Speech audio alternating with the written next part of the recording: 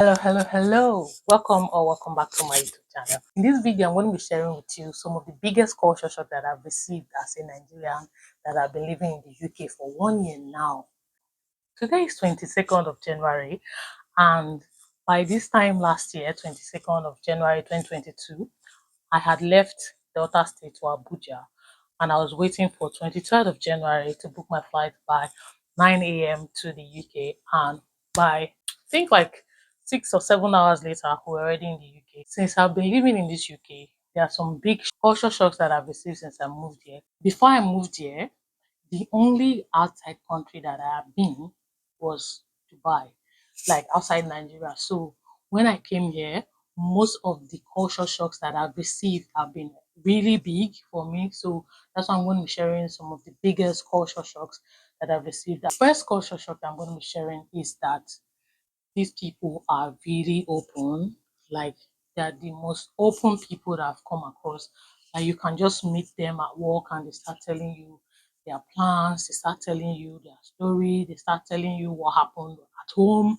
Like, they're so open with you compared to where I'm from. Like, being open is really something that you don't want to mess with. You understand what I'm saying? Compared to Nigeria, like, for instance, if they want to go for a vacation, 3 months, because 5 months time, like, there's someone that wants to go for her birthday vacation in 5 months, and she was already talking about it.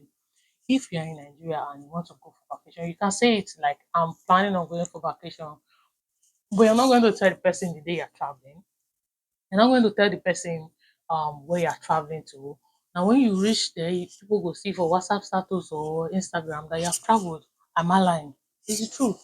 But here it's like normal thing. They share it.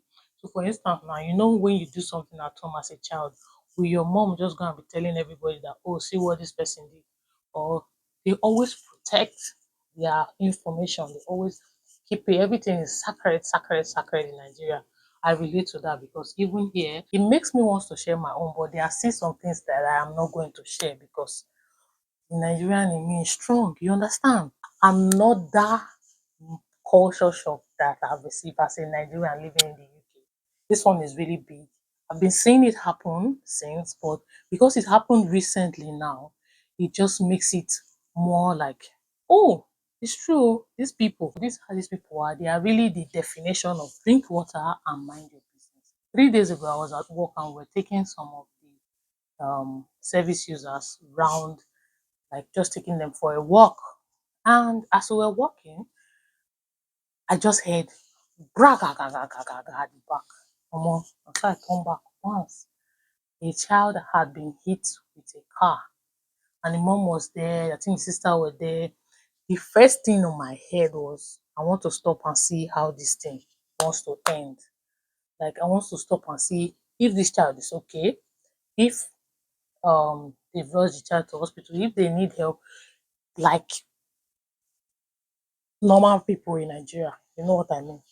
But the British person I was working with, the English person I was working with, just kept going. Like, not even stop. They just kept going. Like, the only time that they stopped was when they just looked back to see what happened, and they just kept working. And because we're at work, I cannot now stop and be looking at what's happening. But like, say they stop, I for know the extent of everything. It just made me realize that if you're in Nigeria, like, there was a time that I had an accident when I was growing up as a child in Nigeria, and a bike jammed me, and I started running. If you see the way everybody pack come out, like, that is the norm. Everybody want to know what happened. The norm, but we not sabi mind our business for Nigeria. Everybody wants to know what happened. But something like accident, of course, I understand why you want to see what happened. Do you understand? But these people just kept walking straight, like nothing happened. Like, how are you doing that? So that's one culture shock that is still big. Every time I think about it, I still be like, was this guy serious? So he not really stop more, we see what happened. Another culture shock that I received, this one, I really love this culture shock. People should be shocking me like this, is that police do not carry guns. Like, where you want to see police, they carry gun. Like, sometimes you would see a police and you might mistake them for like a security guard of somewhere. That's how serious it is because they don't carry. I've never seen a police with a gun. Maybe they have tasers or something, but like gun.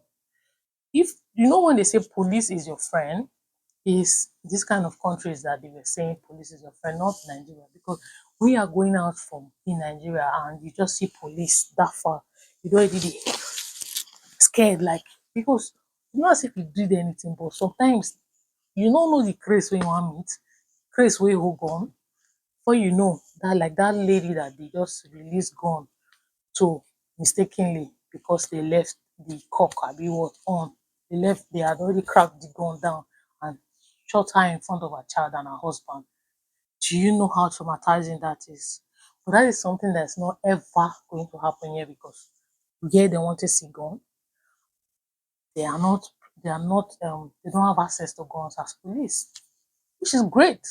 There was the time we were coming from Imo State, me and Precious, and then some set of police just stopped us, and then they started checking our bags, just checking it, say they are looking for. I don't know what they were looking for. Jesus was angry and was just like, they should stop checking our bag. There's nothing in our bag, and they are refunding our things. Then one of the police just say, "If you talk any, and I will shoot you, crack, crack, throw you for this gutter." So that's one pleasant culture shock that I received because in Nigeria, I wish that our police don't have access to gun because even if you're a mad police is on the road, if he does not have gun, before he will just kill you or the spot bar, it's not going to happen because there are no guns. So that is something that I wish that we have in Nigeria. Another big culture shock as a Nigerian living in the UK that I've experienced is the drinking. Oh, these people they drink. Oh, the drinking and the smoking is a lot. I'm not saying we don't smoke and drink in Nigeria, but the way it's everywhere, like for somebody now, a normal person just drinking and strolling on the road in Nigeria, everybody, because we are very judgmental, the first thing that will come to our mind is this one are drunkard. We will not know that you are just finishing work that day and you are stressed and you just want to drink, which is the normal thing here. Yeah, you can just see people drinking on the road. Like yesterday, I was coming back and in the bus, alcohol bottle just rolling. One person don't drink, leave bottle come out. It's like a normal thing. Like when you go to work, you would see people taking smoke break, smoke break, smoke break, smoke break. One person if you take like 10 smoke break in a day, and you will not tell the person not to take that smoke break. Like in Nigeria, people used to smoke, but I've not really seen people just very few people do it like normal thing, just strolling and smoking. It's very few. If I'm not mistaken, am I lying? Like most places that you see people smoking, like a pub, like a bar, club, those kind of places, you hardly see people just walking to smoke, even if it's not weed. And you will even see people with weed self just strolling on the street there. That one is something that is really shocking to me. The way they just once Friday reach like this, once you go out on Saturday morning, you will see bottles broken everywhere because they drink too much. That's but I never see people who drink reach this country. Like the drinking is a lot. That's one big culture shock that I've received. Another culture shock is how polite they are. So for instance, now you take a bus, you come down from the bus, you hear them saying, "Thank you, thank you, thank you" to the driver. In Nigeria, we don't pay transport fare finish to reach where you dey go. How many times did they tell your driver thank you? One. Two, if they want you to do something like when you are at work and they want you to do something, you do that. Jessica, if you don't mind, can you make tea for so person? If you don't mind, can you help me pick so thing? They are not really asking you to say you mind because every time that they ask me that question, I'm always like, what if I say I mind? Truth is, they don't want you to say you mind. They actually want you to do it. It's just their polite way of saying, please go and do this thing for me. Which brings me to one thing that happened to me one time that I went out with one of the people that I support and I wanted to buy something. And I told the person, can I have Coke and so. After saying, can I have Coke and let's say, can I have Coke and Fanta, for instance? And the person was like, please. Like so rude, like, please. In my head, I'm like, just because you expect me to say please doesn't mean I want to say please. And the politeness sometimes can turn to being rude because because why are you forcing please out of my mouth? I was like, take it now.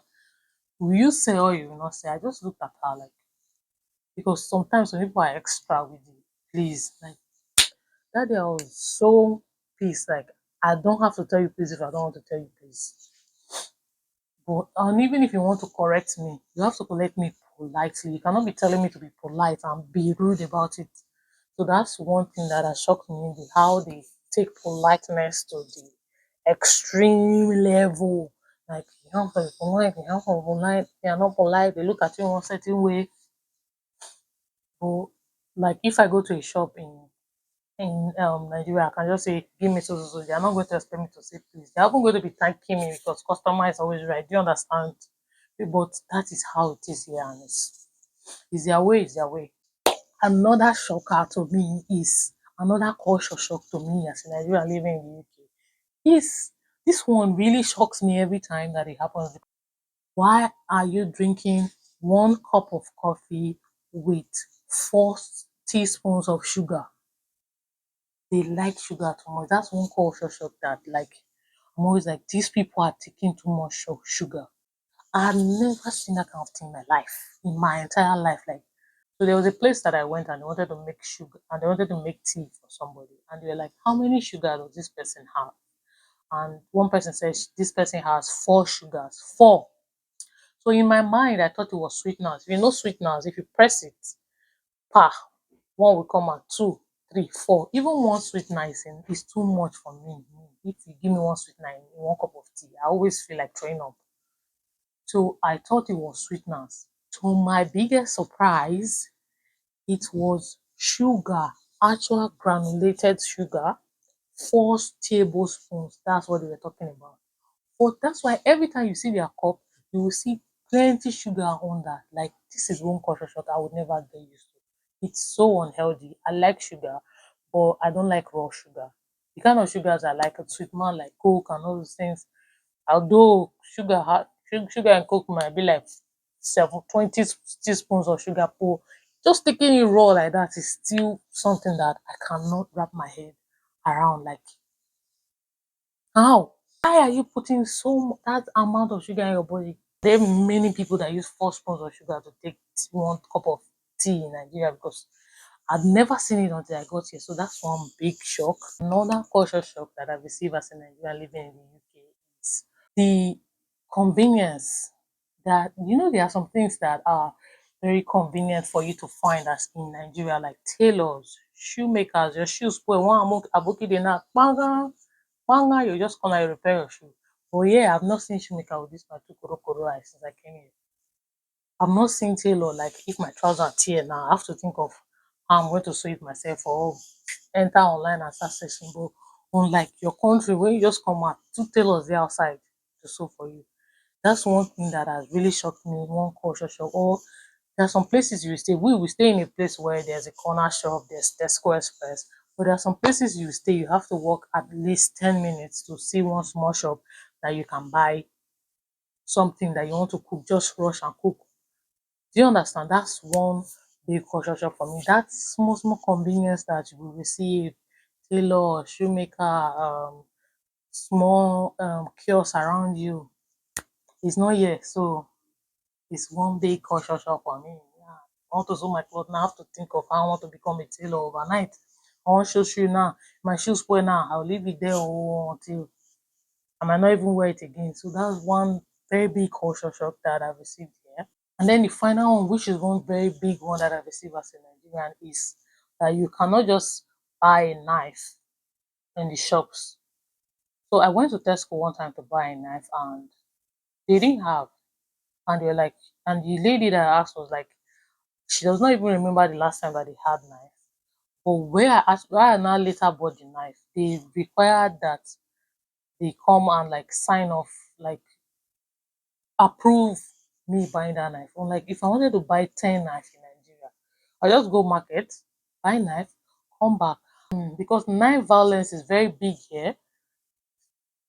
Getting knife from the shops is very regulated. That is something that I wish that most countries will have. Like, so because knife causes a lot of problems and people are really dying because of that. There are a lot of crimes committed about Nigeria.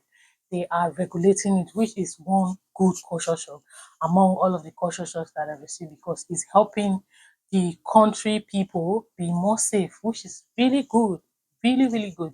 So this is the end of my culture shocks that I've received as a Nigerian living in the UK for 1 year now, and I'm very happy that I've been here for 1 year. And these are just the culture shocks that I've received. I've not received anything that is so hideous that I have to run back to Nigeria. You understand? Anyway, thank you guys so much for watching this video. If you enjoyed this video, please do not forget to give this video a thumbs up. Please subscribe to my YouTube channel if you've not subscribed already. And until my next video, bye bye.